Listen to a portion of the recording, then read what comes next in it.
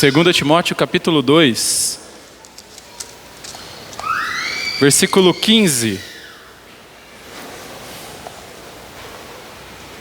Diz assim a palavra do nosso Deus. 2 Timóteo capítulo 2, versículo 15.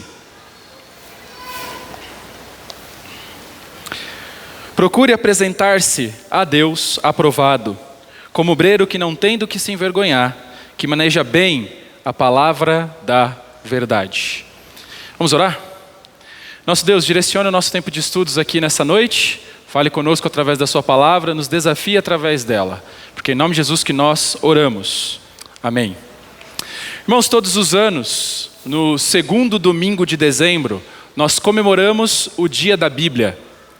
Esse dia tão especial, nós sempre aproveitamos para lembrar e tratar algum assunto que enalteça, que evidencie, que mostre que nós como cristãos e que a Igreja de Deus precisa ser pautada pela palavra de Deus. Nós precisamos ser centrados nas Escrituras, nós precisamos ser dependentes das Escrituras. E, assim como temos feito nos últimos anos, hoje eu gostaria de tratar com os irmãos sobre como um cristão deve estudar a palavra de Deus. O texto que está diante de nós lemos que diz que nós como cristãos temos a responsabilidade de nos apresentarmos a Deus aprovado. E essa aprovação é descrita na sequência do verso quando diz como um obreiro que não tem do que se envergonhar. E se você quer ser um cristão que não tem nenhuma razão como um obreiro do Senhor de que se envergonhar, você precisa manejar bem a palavra da verdade.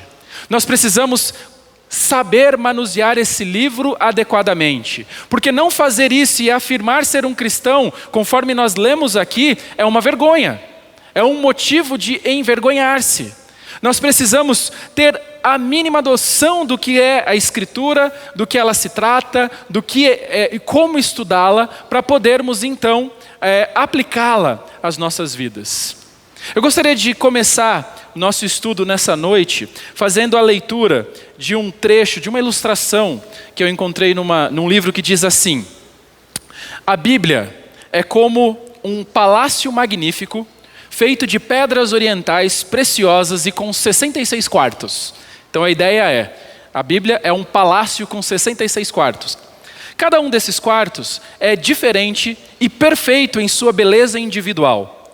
No entanto, vistos como um todo, eles formam um prédio incomparável, magnífico, glorioso e sublime. No livro de Gênesis, encontramos o vestíbulo, ou seja, o pátio externo, que imediatamente nos apresenta os registros das obras poderosas de Deus na criação. Este vestíbulo, ou pátio, dá acesso aos tribunais de justiça, o corredor para a galeria de imagens dos livros históricos. Aqui encontramos nas paredes quadros de batalhas, atos heróicos e retratos de homens corajosos de Deus. Atrás da galeria, encontramos o aposento do filósofo, o livro de Jó. Depois do qual encontramos a sala da música, o livro dos Salmos. Aqui nos detemos entusiasmados pelas mais belas harmonias que ouvidos humanos já ouviram. Depois chegamos ao escritório comercial, o livro de Provérbios, no centro do qual encontramos o lema: a justiça engrandece a nação, mas o pecado é uma vergonha para qualquer povo. Provérbios capítulo 14, versículo 34. Saindo do escritório, chegamos ao departamento de pesquisas, Eclesiastes. De lá, procedemos para o conservatório, o Cântico dos Cânticos, onde o aroma das mais seletas frutas e flores e o canto mais doce dos pássaros nos recebem. Então, alcançamos o observatório, onde os profetas, com seus poderosos telescópios, esperam pela chegada da estrela da manhã antes do advento do Filho da Justiça. Atravessando o pátio, chegamos à sala de audiência do rei, os Evangelhos, onde encontramos 4 retratos verídicos do rei, que revelam as perfeições de sua beleza infinita. Depois, entramos na oficina do Espírito Santo, o livro de Atos dos Apóstolos. E na sala da correspondência, as epístolas, onde vemos Paulo, Pedro, Tiago, João e Judas trabalhando sob a orientação pessoal do Espírito da Verdade. Por fim, chegamos à sala do trono, o livro de Apocalipse, que nos arrebata com o volume poderoso de adoração e louvor dirigidos ao Rei entronado, que preenche essa sala ampla, enquanto as galerias e as cortes adjacentes retratam as cenas solenes da perdição e as cenas milagrosas da glória associada à manifestação vindoura do Rei dos Reis e Senhor dos Senhores. Irmãos, o livro que você tem na sua mão, no seu colo, na verdade até dentro do seu celular, é majestoso. De Gênesis até Apocalipse, nós somos incentivados a sermos diligentes em estudar as Escrituras. Eu não sei se você já parou para pensar na Bíblia como um castelo majestoso, como nós lemos aqui. Como cada livro da Bíblia é um quarto com sua peculiaridade, com a sua riqueza, com a sua beleza. Eu não sei se você tem valorizado o estudo das Escrituras Sagradas da maneira que você deveria. Eu não sei se você tem gasto o tempo que precisa ser gasto nas Escrituras no seu dia a dia, mas eu espero sinceramente que após esse estudo nessa noite, você seja capaz de focar em algumas das incríveis coisas que nós estudaremos e que isso abra o seu entendimento e desperte em você um desejo pela palavra de Deus, um desejo por estudar a palavra de Deus. Mas a pergunta que imediatamente vem à nossa mente geralmente é: mas como eu posso fazer isso? Como eu posso realmente entender a Bíblia? Hoje eu quero apresentar para vocês 4 fundamentos para você entender de um modo verdadeiro a palavra de Deus no seu dia a dia. Que você consiga ler, entender e aplicar a Bíblia na sua vida. 4 fundamentos. Vamos ao primeiro. Para que você possa entender a Bíblia, a primeira coisa que você precisa fazer é lê-la. É óbvio, né? Nós precisamos ler a Bíblia. E o estudo da Bíblia começa com a leitura dela. Mas sejamos sinceros, irmãos. Muitos crentes, infelizmente, nos nossos dias, passam pouquíssimo tempo lendo a Bíblia. Na verdade, talvez até leiam alguma coisa a respeito da Bíblia, mas poucos gastam tempo, de fato, lendo a Bíblia. Muitos daqueles que ainda leem, na verdade, só passam o olho por ela, mas não a leem de verdade. Cumprem como se fosse um ritual mecânico, algo que precisa ser feito para dar um check em uma lista, um checklist ali, ou para aliviar a consciência, mas de fato não estão focados ou prestando atenção naquilo que está sendo lido naquele momento. Alguns substituem a Bíblia com qualquer outra coisa. Eu me lembro de conversar alguns anos atrás com uma pessoa que disse que não estava conseguindo ler a Bíblia muito, mas que sempre estava acompanhando as novelas bíblicas que passavam na televisão. Como se isso fosse o equivalente exato e isso resolve. Irmãos, entendamos, nada substitui a leitura da Bíblia. Nós precisamos estar totalmente dedicados à leitura da Bíblia. Por quê? É lendo a Bíblia onde tudo começa. Por isso que a minha sugestão para você, que é membro da Igreja Batista Nova Vida, é que você participe do plano de leitura que nós temos promovido. Nós estamos chegando aí no final do ano, e se você tem seguido o plano de leitura, você já sabe que nós estamos aí na leitura do Novo Testamento em Apocalipse. Nós estamos na reta final do livro. Nós finalizaremos, se você permaneceu durante esse ano, a leitura de todo o Novo Testamento. Nós já lemos Salmo inteiro e nós já lemos também o Velho Testamento, uma boa parte, e vamos continuar. Irmãos, o nosso plano de leitura tem uma proposta. Essa proposta é uma leitura bienal, ou seja, de 2 anos. Nós não somos tão ousados de querer colocar um plano de leitura de 1 ano só. A nossa ideia é que você leia dessa forma, em 2 anos, o Antigo Testamento inteiro uma vez, e você leia o Novo Testamento e Salmos 2 vezes, uma vez em cada ano. Dessa forma, irmãos, ler a Bíblia é o primeiro passo para você entendê-la, para você estudá-la. Mas deixa eu dar algumas dicas para você sobre como ler a Bíblia. Como você deve ler o Antigo Testamento e como você deve ler o Novo Testamento. É importante você ter isso em mente, porque vai te facilitar bastante o foco e o tempo que você vai desprender no seu estudo. Sinceramente, irmãos, eu acredito que o cristão deveria ler a Bíblia toda, pelo menos uma vez por ano. Porém, infelizmente, não é a realidade alcançável para a grande maioria. Eu entendo que nós vivemos numa sociedade, numa época que é muito correria, muitas coisas acontecendo e pode ser difícil, apesar de que eu acho que é possível, mas pode ser difícil para alguns conseguir fazer a leitura da Bíblia completa em um ano. Porém, nós estamos desafiando que com certeza seria saudável se você fizesse a leitura da Bíblia em 2 anos. Então, como você deve fazer essa leitura? E nosso plano de leitura reflete essa realidade. O Antigo Testamento, irmãos, ele tem 39 livros. Se você investir pelo menos 10 minutos, você tem 10 minutos por dia? Todo mundo tem. Nós temos 24 horas. 10 minutos investidos. Em 2 anos, você vai ler o Antigo Testamento inteirinho. 10 minutinhos. Você pode ler a narrativa do Antigo Testamento em 2 anos e ter um entendimento panorâmico de todas as histórias veterotestamentárias. E você, quando estiver fazendo a leitura, pode se esbarrar em alguns contratempos, alguns textos mais difíceis. Como dizem, você começa bem em Gênesis, caminha bem em Êxodo, quando chega em Levítico você dá uma tropicada ali e a maioria para por ali. Mas persista, continue, simplesmente faça a sua leitura. E talvez você comece a pensar, mas eu não entendo muito bem tudo que está envolvido nessas festas, nesses sacrifícios. O que isso significa? Não se atenha nesse ponto, nesse momento. O primeiro estágio é o estágio da leitura. Faça a leitura. Simplesmente comece a ler o Antigo Testamento. 10 minutinhos. E você vai conseguir fazer a sua leitura do Velho Testamento em 2 anos. Agora eu tenho uma dica para dar para vocês sobre como ler o Novo Testamento. O Novo Testamento você deve fazer um pouquinho diferente.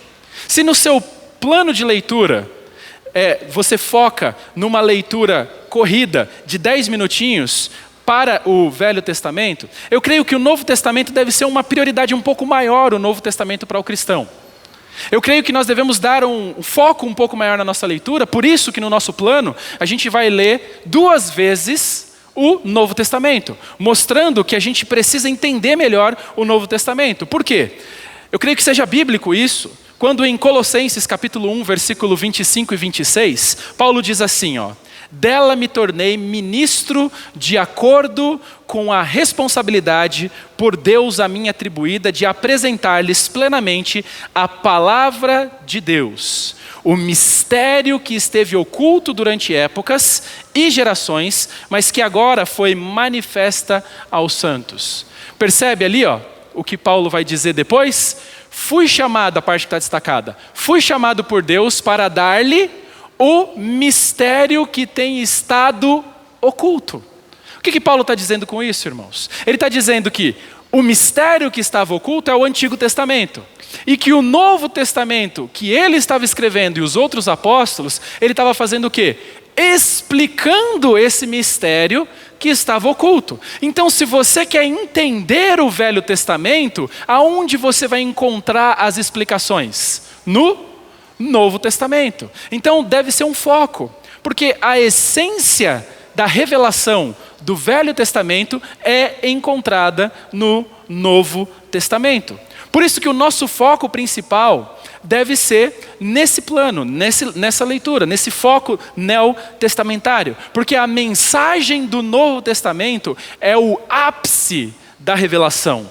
É aquilo que representa e inclui tudo o que já estava escrito no Antigo Testamento. De certa forma, irmãos, o Novo Testamento resume o conteúdo do Antigo Testamento e explica o conteúdo do Antigo Testamento. Por isso, quando você lê o Novo Testamento, pode gastar um pouco mais de tempo com ele, porque ele vai explicar o Antigo Testamento.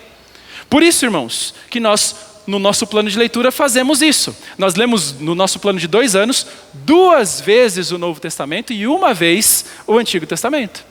Porque o Novo Testamento, ele explica o Antigo Testamento. Se nós queremos entender, nós precisamos ter o Novo Testamento bem fixo nas nossas mentes. Isso não significa que o Velho Testamento não seja importante. Ele é, mas o Novo Testamento, ele explica. Então é fato que a gente deve gastar bastante tempo com ele. Sabe quanto tempo você vai gastar para ler o Novo Testamento, se você for ler todos os dias durante 1 ano? 5 minutos por dia. 5 minutinhos você consegue fazer a leitura necessária, que basicamente é 1 capítulo por dia. É suficiente para você ler o Novo Testamento todo em 1 ano. Agora deixa eu apresentar um método para você que diferencia os homens dos meninos, sabe? Um método que vai fazer você amadurecer na sua carreira cristã de uma maneira extraordinária. É aquilo que nós chamamos de uma leitura com repetição. Nós fizemos algo assim com o Instituto Bíblico. Eu desafiei os irmãos do Instituto Bíblico a fazer esse plano de leitura com o livro de Filipenses. Como funciona? Para você ter uma noção, para você cumprir esse plano de repetição, você tem que investir em torno de 15 minutos por dia. 15 minutos por dia é o suficiente para você cumprir esse plano. E como funciona? O plano é assim, ó. Vamos imaginar que você escolha começar a sua leitura por repetição no Novo Testamento, e você vai, o foco é esse, é sempre no Novo Testamento, e você vai escolher 1 João. E você vai ler 1 João durante 30 dias. 30 dias lendo 1 João. Você vai, no primeiro dia, sentar, e você vai ler capítulo 1, capítulo 2, capítulo 3, capítulo 4, capítulo 5. Você fala, pastor, 5 capítulos, tudo no mesmo dia? Eu falei, é isso que diferencia os homens dos meninos.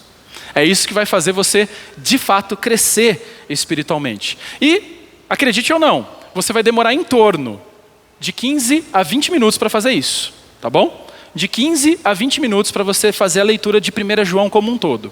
E você vai ler na segunda-feira, você vai ler na terça-feira, você vai ler na quarta, na quinta, na sexta, no sábado, no domingo, e aí você vai falar, pastor, está começando a ficar chato, né?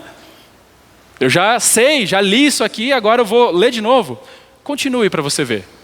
Conforme você for continuando a leitura, e entenda, hoje em dia você pode ouvir. Hoje em dia, os aplicativos da Bíblia no celular permitem com que você ouça a Bíblia. E você pode fazer isso. Quem não gasta 15 a 20 minutos para ir até o trabalho, por exemplo, dirigindo? Você pode colocar no som do carro, no transporte público. Você pode colocar e ouvir a narração desses 5 capítulos focado ali enquanto você está se locomovendo no transporte. Você pode fazer isso enquanto você estiver lavando a louça. Ao invés de colocar lá Grey's Anatomy, você pode colocar a Bíblia. Ou pelo menos um pouquinho. Pelo menos em uma das louças do almoço ou da janta. E você vai ouvir a sua Bíblia por 20 minutinhos, 15 minutinhos a 20 minutinhos, isso é o suficiente. Nós temos diversas maneiras de fazer isso. E a ideia é essa, leia todos os dias, todos os dias, ou ouça. Simplesmente sente e leia. Depois do 8º dia, você vai começar a falar assim, parece que eu estou entendendo melhor aquilo. Parece que você já consegue até mapear os assuntos que tem em cada capítulo.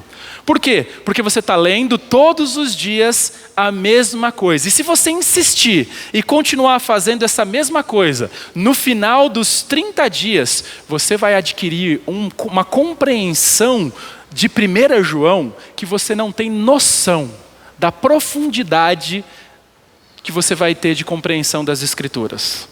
De fato, irmãos, é isso que nós fazemos quando nós preparamos uma série de sermões expositivos aqui na igreja. Toda vez que eu começo uma série de estudos, eu leio, releio várias vezes. Por quê? Porque fazendo essa leitura, aos poucos esse texto vai impregnando a minha mente, vai impregnando a minha alma, eu vou conseguindo montar na minha mente um esquema de todo o livro, e eu vou conseguindo dividir. No capítulo fala sobre isso, depois ele vai falar sobre aquilo, depois nós temos isso, depois nós temos... E isso vai montando na nossa mente, vai ficando gravado, esse quadro mental na nossa vida. Agora, após ler 1 João durante 30 dias, o que você deve fazer? Depois que você gastou 30 dias lendo 1 João, é a hora de ir para um outro livro. E eu sugiro para você agora que você vá para um livro grande. Por exemplo, você pode escolher o Evangelho de João agora. E o Evangelho de João tem 21 capítulos. Você fala, pastor, sentar e ler 21 capítulos de uma vez só, todos os dias, é isso? Não. Você vai dividir em 3 blocos de 7. Mas lembra do seguinte, enquanto isso, você continua seguindo o plano de leitura corrida. Aquele plano de leitura de 2 anos. No período da manhã você pode fazer ele, e no período da noite você poderia fazer essa leitura repetida. Dessa forma, você vai gastar assim. Você vai pegar João, o Evangelho de João, capítulo 1 até o capítulo 7, e você vai ler nos primeiros 30 dias. Depois, você vai, nos próximos 30 dias, dividir a segunda bloco de 7 capítulos. E no terceiro bloco, você vai ler até o capítulo 21. Então você dividiu o Evangelho de João em 3 blocos distintos. E você vai gastar então 90 dias no Evangelho de João. Você não tem noção do tamanho do benefício que você vai ter quando você estiver fazendo dessa forma. O benefício é enorme. Você vai absorver o conteúdo das Escrituras de uma maneira fenomenal. De maneira essa que a Bíblia vai ficar gravada na sua mente com uma facilidade muito maior. Sabe por que vai ficar gravada? Porque é assim que nós aprendemos, por repetição. Você lembra quando você estudava, ou se você ainda estuda? Quando você vai ter uma prova, você só pega o livro, lê uma vez e está pronto para a prova? É isso que você faz? A maioria de nós não, a não ser que você seja sobrenatural, né? A maioria de nós você tem que fazer o quê? Ler, reler, e fazer a pergunta, e fechar o olho, e olhar para o céu, e orar muito para Deus te iluminar, para você decorar aquilo, para que você consiga ir para a prova. Eu me lembro de fazendo as provinhas de síntese, né, pastor Rudy, lembra? A gente estudava um livro da Bíblia, e depois a gente tinha que ir na aula seguinte fazer uma prova com 10, 15 perguntas referente àquele livro. E eu ficava impressionado, como tinha alguns alunos que simplesmente alguns minutos antes da prova olhava, sentava e tirava 10. Eu nunca fui desses. Eu precisava repetir.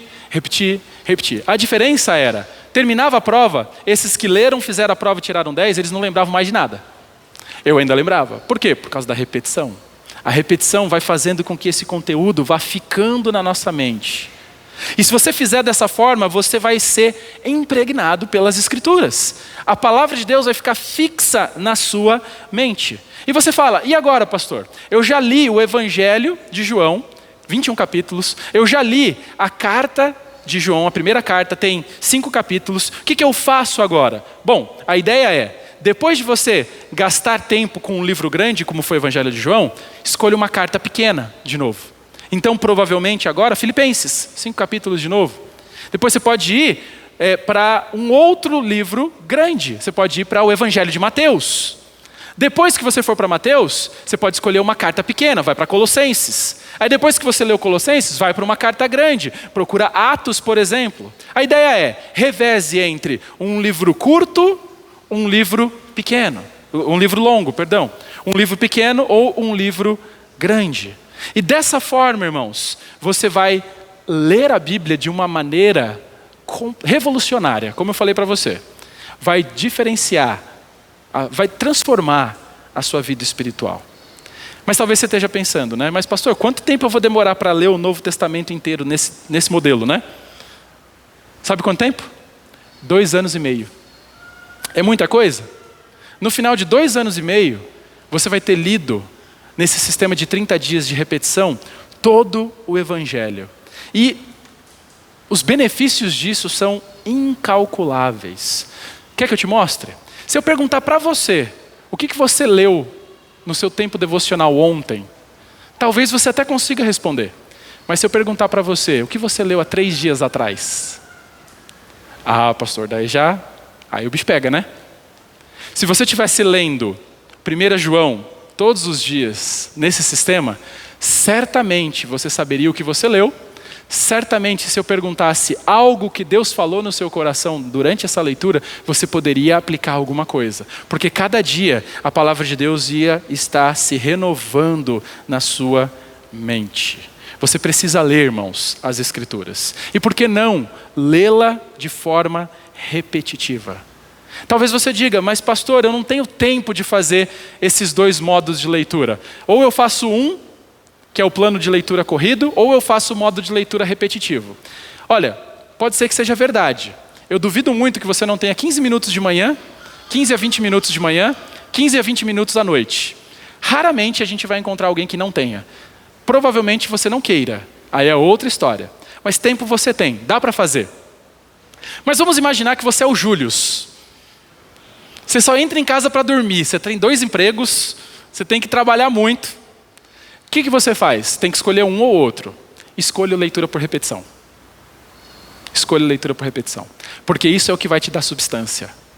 É isso que vai te dar alimento, de fato. Mas como eu disse, para a grande maioria das pessoas, 15 minutos de manhã, 15 a 20 minutos à noite, é o suficiente para você investir na sua vida espiritual, da sua família, dos seus filhos, de uma maneira sensacional.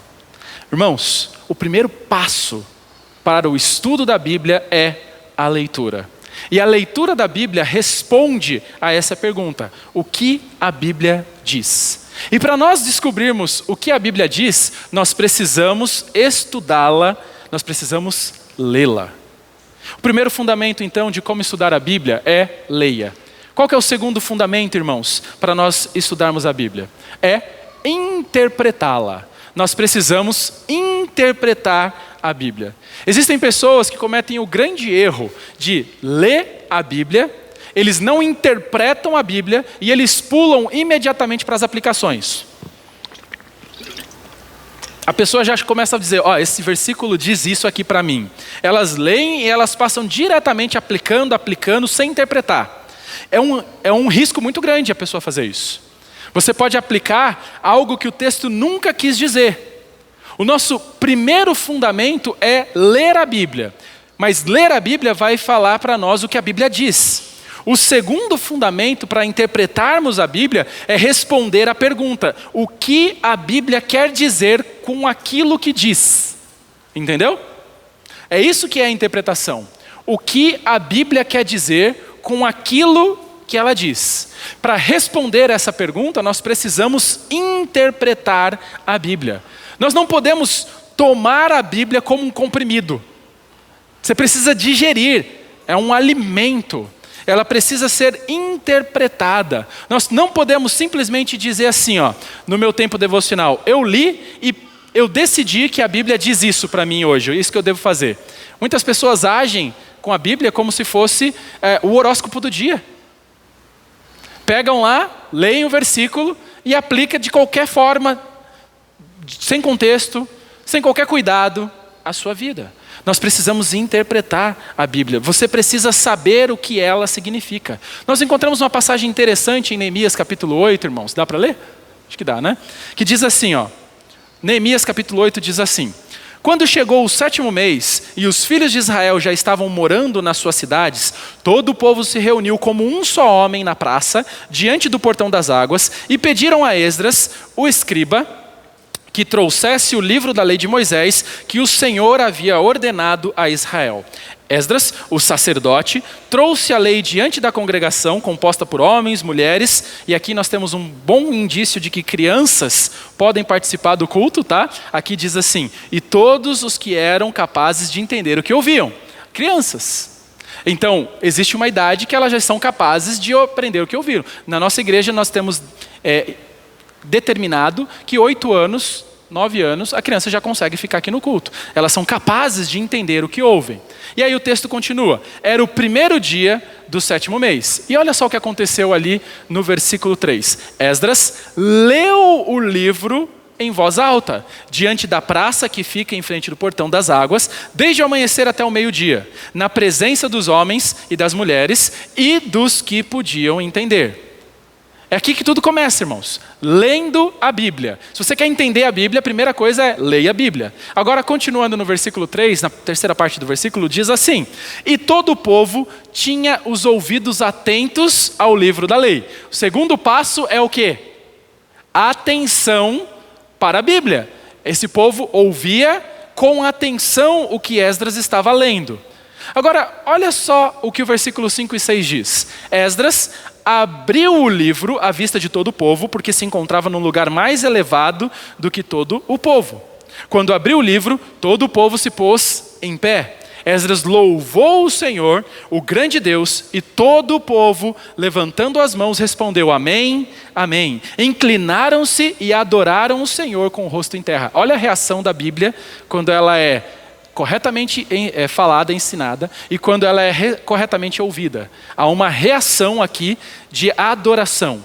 E as pessoas reagiram à palavra adorando ao Senhor, mas a chave para isso acontecer, sabe onde está? No versículo 8, olha o que ele diz. Eles iam lendo o livro da lei de Deus, claramente, dando explicações, de maneira que o povo entendesse o que se lia. Entenderam qual é a dinâmica?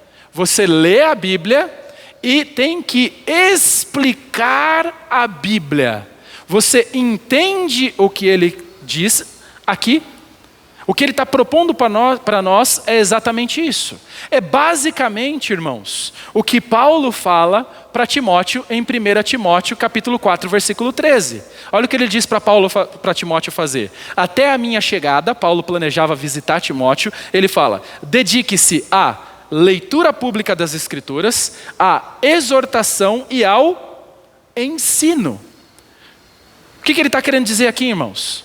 Ele está instruindo Timóteo a ler a Bíblia, explicar a Bíblia e aplicar a Bíblia na vida do povo. Basicamente é isso que é uma pregação. Leia a Bíblia, explique a Bíblia e aplique a Bíblia à vida do povo. Você não pode simplesmente ler e aplicar. Você tem que ler, interpretar e aí você pode aplicar na sua vida. É isso que significa quando Paulo fala em 2 Timóteo 2,15, que nós devemos manejar corretamente a palavra da verdade. Se você não souber fazer uma leitura, uma interpretação para aplicar na sua vida, o resultado pode ser terrível. Você pode justificar pecados, você pode criar heresias interpretando a Bíblia de uma maneira errada. Na verdade, o erro interpretativo das Escrituras é a raiz da maior parte dos problemas dentro do evangelicalismo brasileiro. É um sério problema de interpretação. Não é à toa que nós, pastores, gastamos tanto tempo no nosso treinamento na exegese e na hermenêutica bíblica. Nós temos que aprender a interpretar as Escrituras. Interpretação deve ser correta. E quando nós interpretamos a Bíblia, nós devemos fugir de alguns erros. 3 erros que nós devemos evitar. O primeiro, não faça a Bíblia dizer o que você quer que ela diga.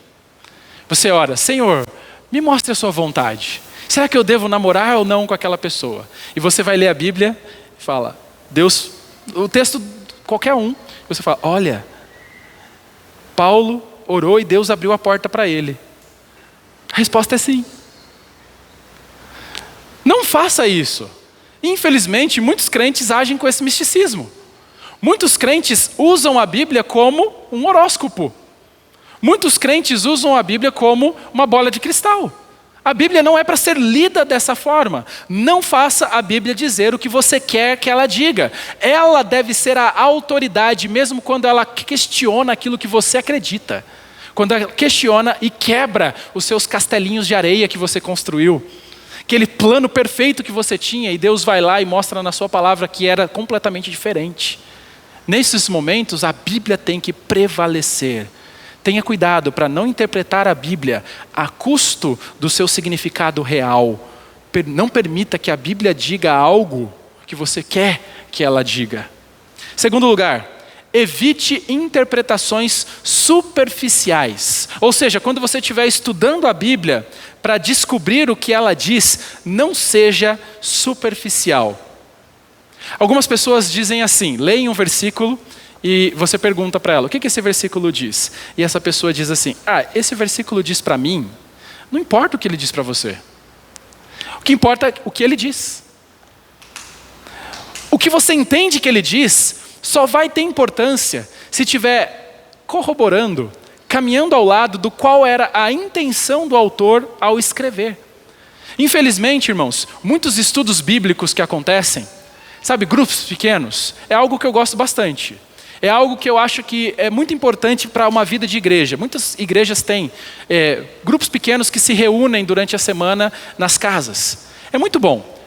Porém, se não for muito bem estruturados, esses grupos pequenos se tornam um centro de formação de heresias.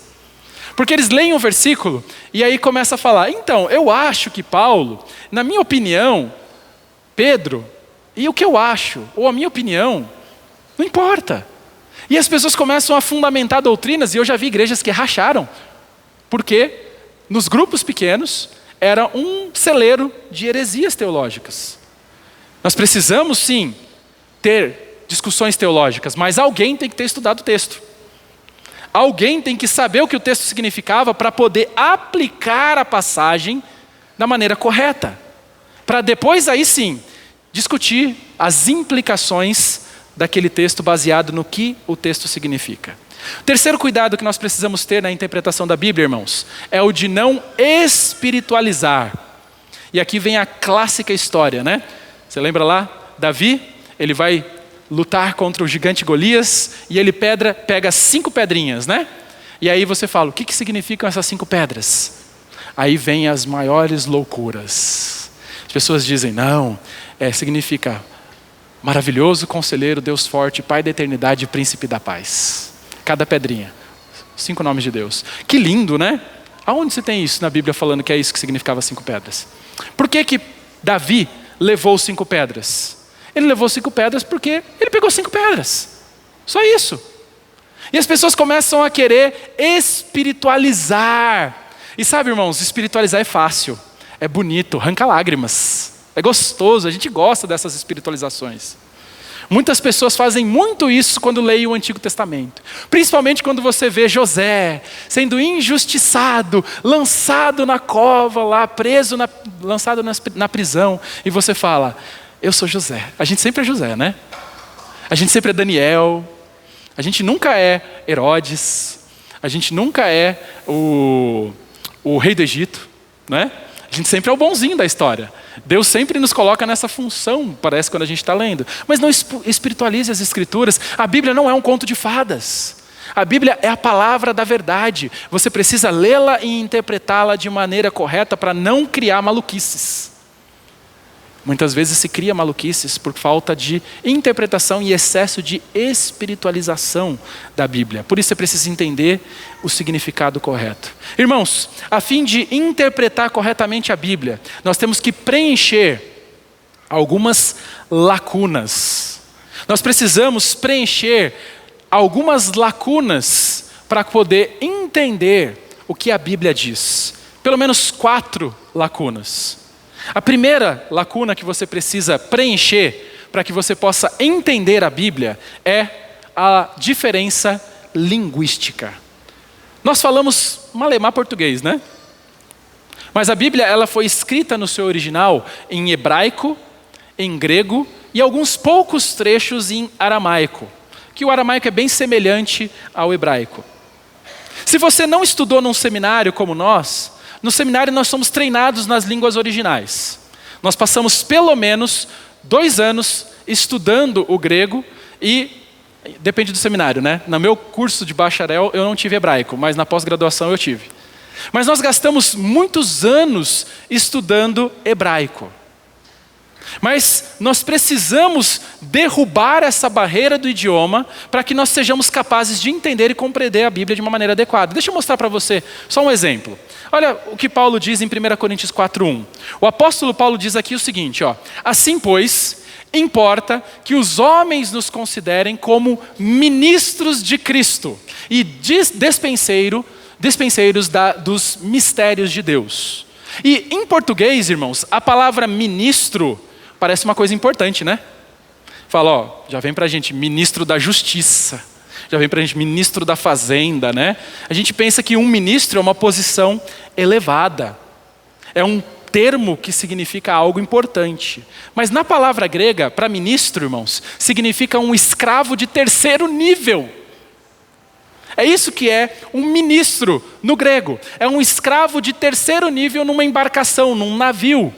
O que Paulo está dizendo aqui, irmãos, é que ele queria que quando ele morresse, as pessoas dissessem que ele nada mais era do que um escravo de terceiro nível de Jesus Cristo. Faz toda a diferença você conhecer o original, não faz? Nesse versículo? Porque parece que ele queria parecer que era alguém, mas ele não tem essa pretensão. Você jamais chegaria a essa compreensão lendo no português. Para você entender isso, você precisa quebrar a barreira da língua. E é isso que você descobre quando você estuda palavras no original. Por isso que é importante você fazer isso. Mas eu sei, a grande maioria de vocês não tem treinamento nas línguas originais. Como podemos romper essas barreiras? Existem muitos materiais disponíveis. Você pode ter um dicionário bíblico que vai te ajudar. Você pode ter uma Bíblia de estudo. Se você não tem um treinamento teológico, você deveria ler a sua Bíblia numa Bíblia de estudo. Porque a Bíblia de estudo vai te dar essas explicações na maioria das vezes. Tem a Nova Almeida atualizada, tem a Bíblia de estudo NVT, tem a Bíblia MacArthur, tem a Bíblia Fé Reformada, Herança Reformada, tem de todos os tipos, nos mais variados valores, das mais variadas capas e tamanhos. E elas vão te ajudar de uma maneira extraordinária a derrubar essa barreira da língua quando você estiver estudando a sua Bíblia. Agora, a segunda diferença que você tem que derrubar, a segunda lacuna que você tem que preencher ao estudar a Bíblia, você precisa vencer a diferença cultural. E entenda o seguinte, irmãos, nós temos um abismo cultural que nos separa da cultura da época onde tanto o Novo quanto o Velho Testamento foram escritos. E se nós não entendermos a cultura daquele tempo, nós iremos interpretar a Bíblia erradamente ou perder grandes contribuições no sentido que ela tem. Deixa eu mostrar para vocês um exemplo só. Em João, capítulo 1, versículo 1, ele começa o seu texto dizendo assim: no princípio era aquele que é a palavra. E ele estava com Deus e era Deus. Você já parou para se perguntar por que João não falou no princípio era aquele que é Jesus?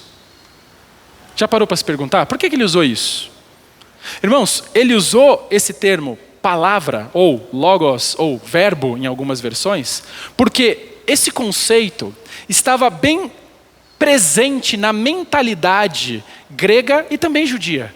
Eles entendiam que existia uma força superior que emanava tudo que era o logos.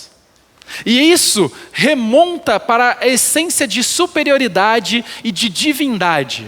O que João está fazendo aqui quando ele escreve no princípio era aquele que é a palavra? Ele está se comunicando com a cultura daquela época, mostrando que aquela força que emanava, aquele ser divino, é Deus e é Jesus Cristo, que ele vai falar no versículo 14.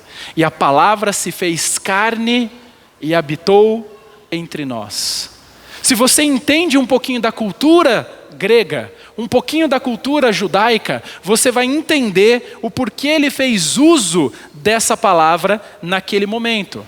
E o contexto vai mostrar para nós a superioridade de Jesus. Se você quer entender, você precisa derrubar essas barreiras.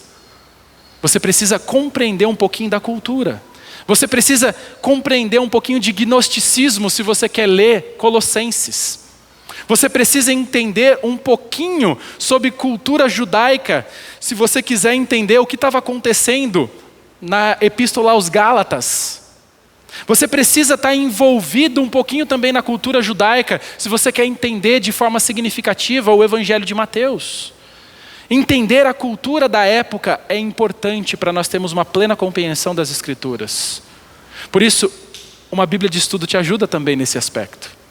Terceiro lugar, nós precisamos vencer não só a diferença da língua, não só a diferença da cultura, mas também a diferença geográfica.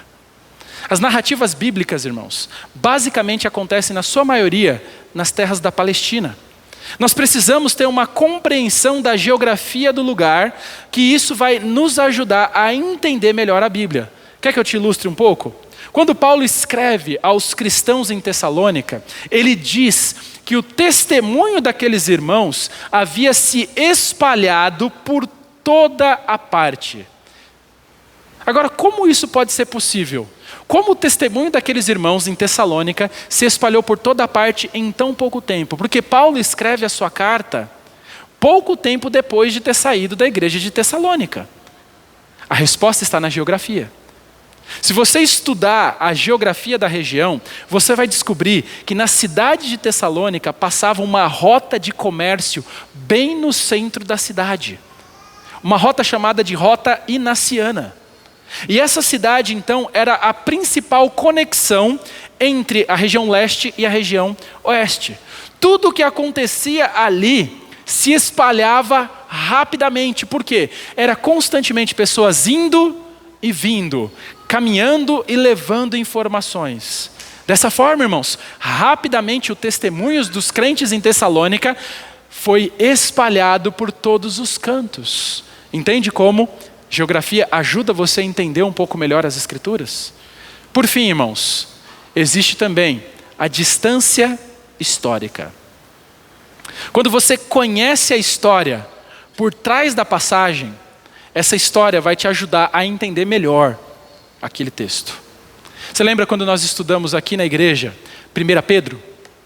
O que Pedro está encorajando os seus leitores? Ele fala para que os seus leitores perseverem, sejam fiéis, mesmo diante do sofrimento. O que estava acontecendo no pano de fundo histórico naquela época?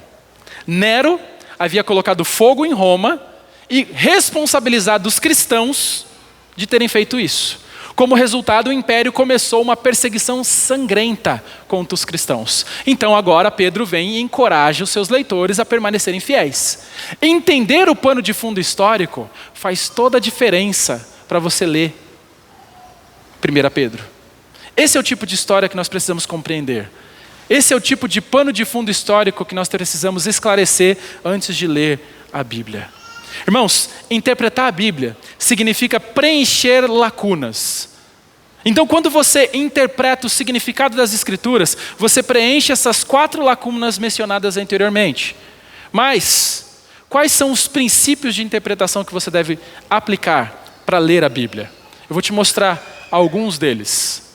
Primeiro, nós precisamos aplicar o princípio literal. Ou seja, interprete a Bíblia não espiritualizando-a, mas entendendo-a do jeito que ela está escrita, literalmente.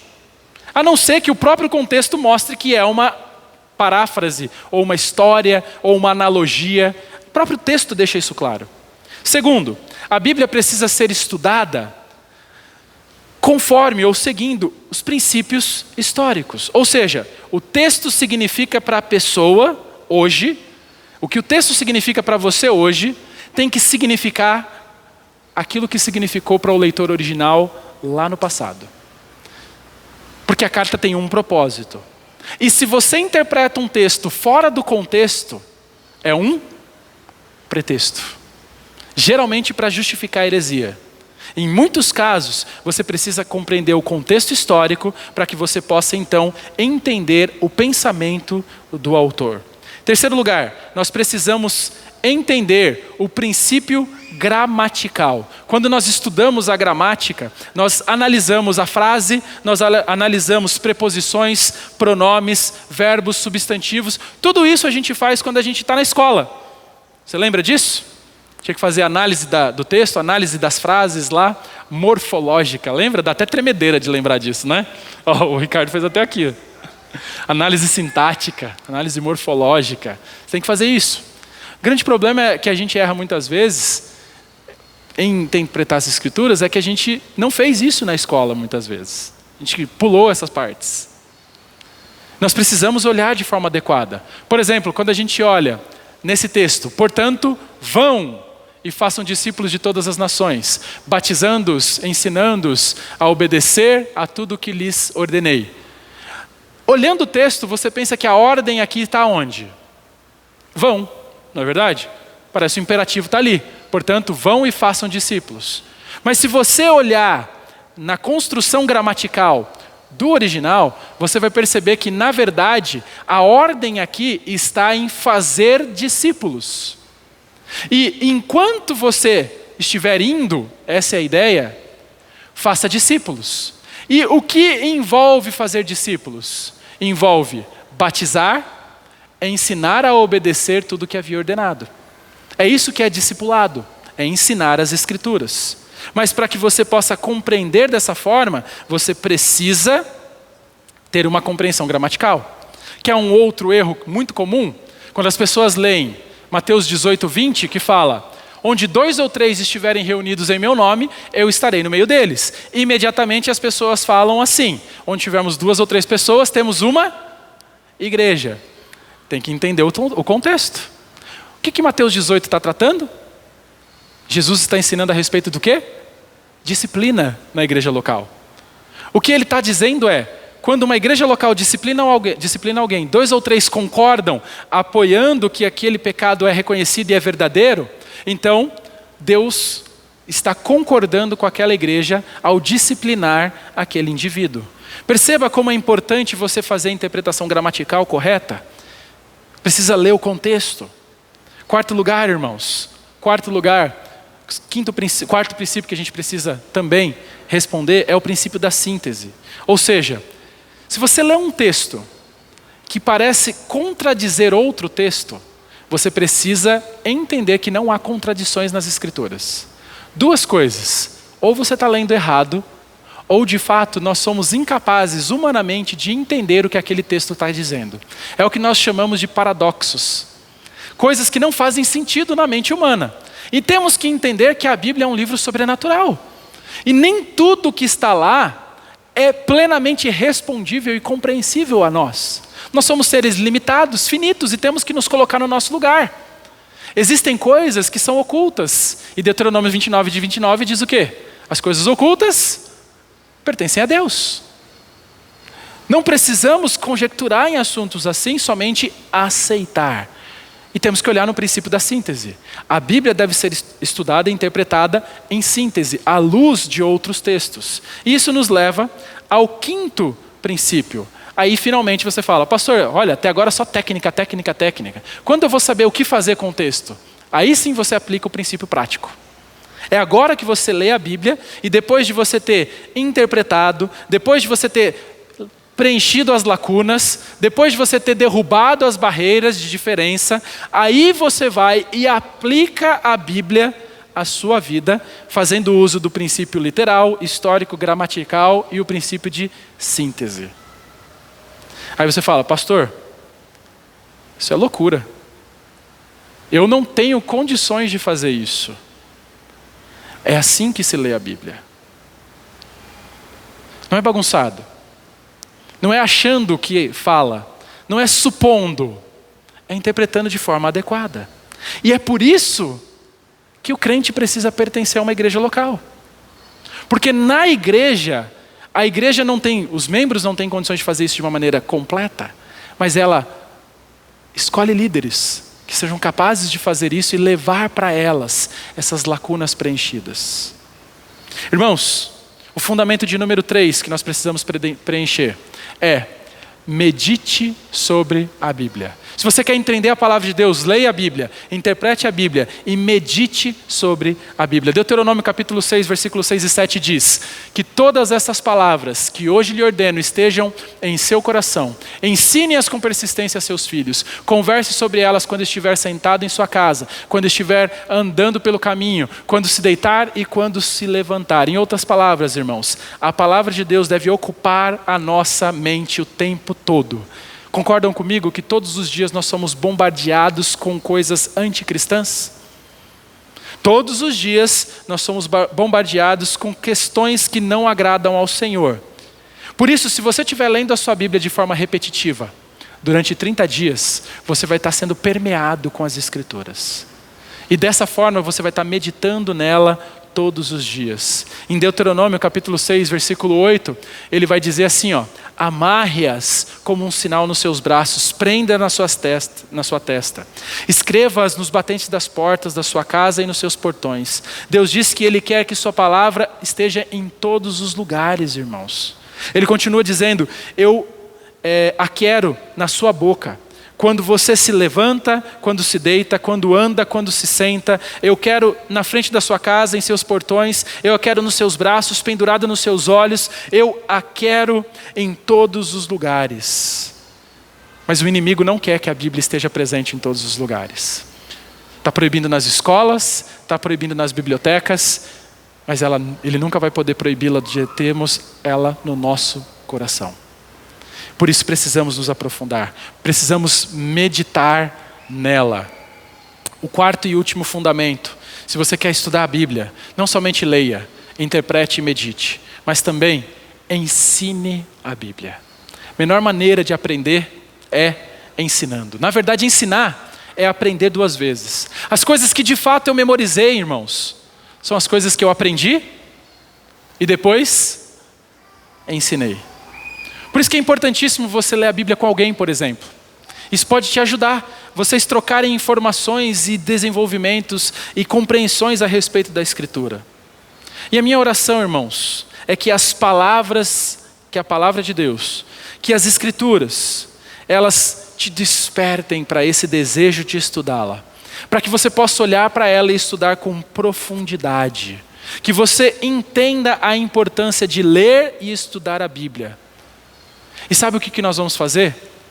Todas as quartas-feiras, conforme nós falamos hoje no nosso culto, na nossa assembleia hoje de manhã, nós teremos estudos bíblicos, expositivos, onde essas barreiras nós vamos derrubar juntos na nossa interpretação. A ideia é estudarmos a Bíblia juntos nas quartas-feiras. No domingo, nós temos pregações expositivas que o foco é um pouco diferente. Lógico, tem todas essas ferramentas, mas a gente não apresenta para vocês. A gente simplesmente prega e apresenta o resultado. Na quarta-feira, nós queremos desembrulhar o texto juntos. E eu vou começar isso através de Gênesis. Eu vou sentar com vocês a partir de janeiro e nós vamos desembrulhar Gênesis, capítulo por capítulo, versículo por versículo. E nós vamos tampar essas brechas, essas barreiras, essas diferenças. E nós vamos poder compreender como fazer um estudo bíblico. Aquilo que talvez você não tenha condições de fazer porque não teve preparo para isso. Mas vocês investiram no preparo dos seus pastores para que nós pudéssemos fazer isso. E nós queremos auxiliar vocês na quarta-feira.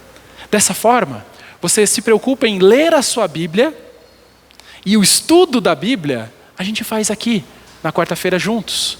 No domingo, a gente tem a pregação da palavra de Deus juntos. Dessa forma, você não fica refém de sozinho ter que descobrir e derrubar cada um dessas lacunas, dessas diferenças, dessas maneiras interpretativas. A minha oração é que você leia a Bíblia, interprete a Bíblia, medite nela e ensine-a. E lembre-se, estudar a Bíblia deve causar em nós humildade. Compreender a Bíblia deve fazer de nós mais humildes. E entenda, o propósito de Deus para você, cristão, é que você venha a conhecê-lo cada vez mais. E conhecer a Deus significa ler a Bíblia, interpretar a Bíblia, meditar na Bíblia e ensinar a Bíblia. É dessa forma que nós conhecemos a Deus. Deus poderia ter se revelado em vídeos do YouTube. Você fala, pastor, eu prefiro assistir um vídeo. Mas ele escolheu se revelar para nós através das Escrituras. Então nós precisamos ler, estudar e aprender. Que através disso nós possamos ser cada vez mais transformados e espiritualmente amadurecidos para nos assemelharmos à semelhança de Jesus Cristo. Que é esse o desejo dele para nossas vidas. Que nesse dia da Bíblia que nós celebramos hoje, a Bíblia possa ser enaltecida no nosso meio. Que nós possamos valorizá-la. E a melhor forma de valorizá-la é lendo-a, é interpretando-a, meditando nela e ensinando ela uns aos outros. Amém? Vamos orar. Nosso Deus, te agradecemos pela tua palavra. Agradecemos ao Senhor pelo privilégio que nós temos de termos uma cópia da tua Bíblia, da tua palavra. E também pela oportunidade que nós temos de abri-la, estudá-la e ela nos transforma, conforme diz as Escrituras. Que a sua igreja, cada um de nós aqui, possamos nos comprometer em ler, meditar, estudar, interpretar e ensinar a tua palavra. Porque é em nome de Jesus que nós oramos ao Senhor. Amém. Convido a cada um de vocês a se colocar em pé. Nós vamos encerrar o nosso culto nessa noite cantando. O regente pode chegar.